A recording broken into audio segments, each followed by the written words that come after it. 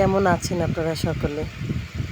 আলহামদুলিল্লাহ, আশা করি সকলে ভালো আছেন। আপনাদের ভালোবাসা ও আপনাদের দোয়ায় আমি আবার ফিরে আসলাম। আমি আজকে আমার সারাদিনের কাজকর্ম নিয়ে আপনাদের সাথে কথা বলার জন্য আর আপনাদের কাছে ভিডিওটা আজকে নিয়ে আসলাম। আপনারা ভালোবাসেন বলে আমি আবার ফিরে আসতে পেরেছি। আজকে আমার দুপুরে রান্না ছিল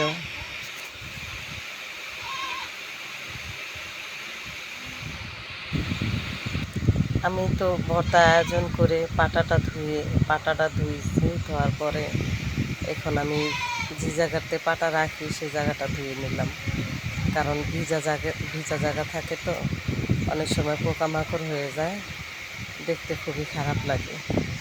তাই পাটাটা ধুয়ে ওই জায়গাটা পরিষ্কার করে নিলাম।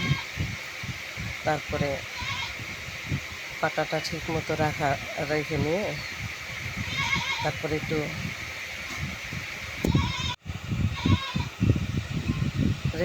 পাটাটা রেখে দিয়ে ঢেকে দিলাম। সেই সাথে বলি যে আজকে যদিও অফ ক্যামেরায় অনেক কাজই করা হয়, সব কাজ তো আর দেখানো হয় না, তাও যতটুকু করি অতটুকুতেই আপনাদের সাথে শেয়ার করি। অতটুকুতেই আপনারা যেটুকু ভালোবাসা দিয়েছেন তাতে আমি অনেক ধন্য। যাক, অবশেষে পাটাটা জায়গা মতো রেখে তারপরে চুলাটা পরিষ্কার করে চুলাটা মুছে নিলাম। তারপরে আর একটু ভর্তাতে সরিষার তেল দেওয়া বাকি ছিল, তাই দিয়ে ভর্তাটা একটু বাগার দিয়ে নিলাম। আমার স্বামী তো কাঁচা পেঁয়াজের ভর্তা খায় না, আমার সবসময় সব ভর্তাতেই একটু বাগার দিয়ে নিতে হয়, নাহলে আমার স্বামী খাইতে চায় না।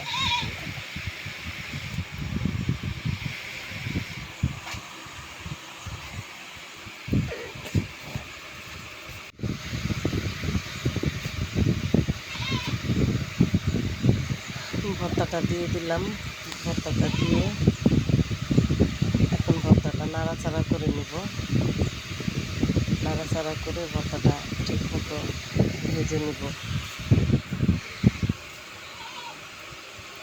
তার সাথে বলি, এত মেঘ আজকে কয়দিন যাবৎ, যে এত বৃষ্টির জন্য মেঘ মেঘ মেঘ ভাব, বৃষ্টি, এই আসমান ভালো হইতেছে আবার এই খারাপ হয়ে যাইতেছে।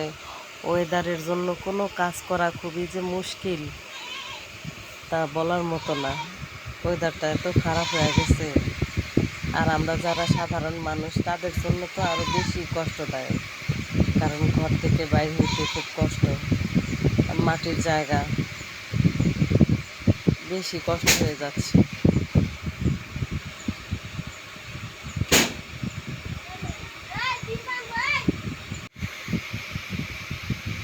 এখন ভর্তাটা ঢেলে নিলাম।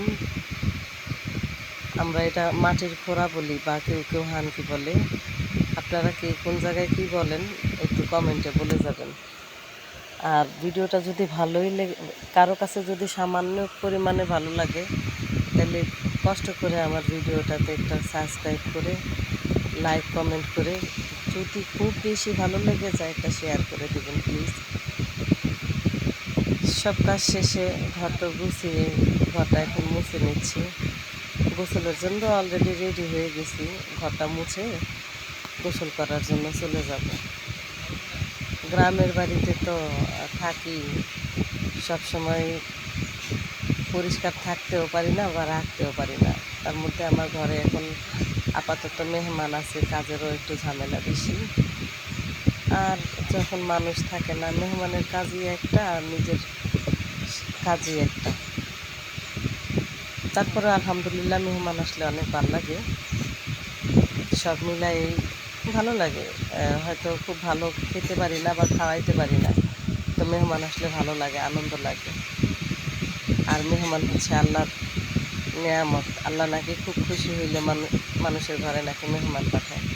হয়তো আল্লাহ আমার উপরে অনেক খুশি, সেই জন্য আমার ঘরে এখন মেহমান আছে, আলহামদুলিল্লাহ। আপনারা কে কে মেহমান আসলে খুশি হন কমেন্টে বলবেন।